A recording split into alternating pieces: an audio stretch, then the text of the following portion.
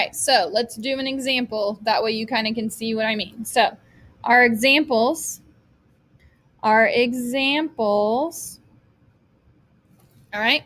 Number one example is going to be 3.7 times 10 to the fourth. 3.7 times 10 to the fourth. That's going to be not times 9.1 times 10 to the second. That's going to be times 9.1 times 10 to the second. Okay? So our coefficients are the numbers in front. Our coefficients are the numbers in front. So I literally just want to multiply. 3.7 times 9.1. 3.7 times 9.1. I'm just multiplying them. Okay, when I multiply those together, I get 33.67. Okay, when I multiplied those together, I got 33.67. And then I'm going to keep my times. I'm going to keep my base.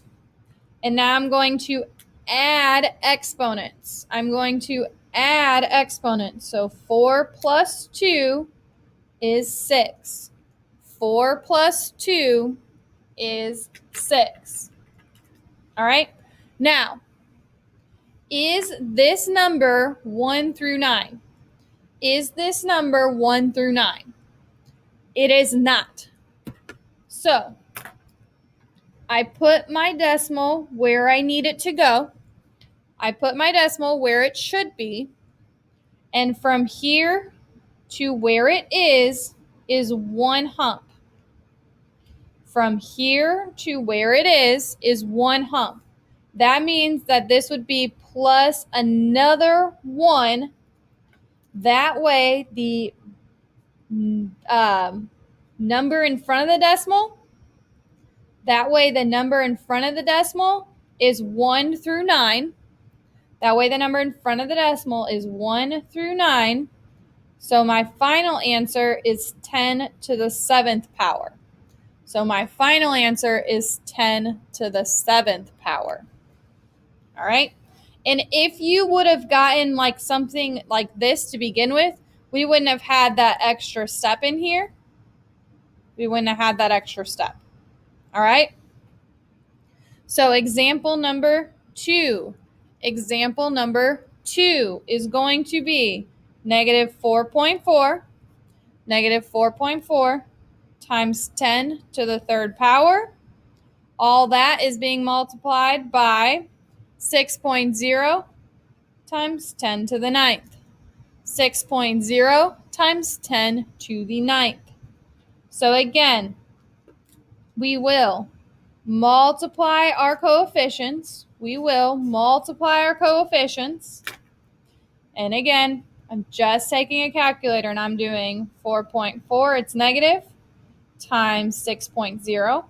I did 4.4 negative times 6.0. And I ended up with negative 26.4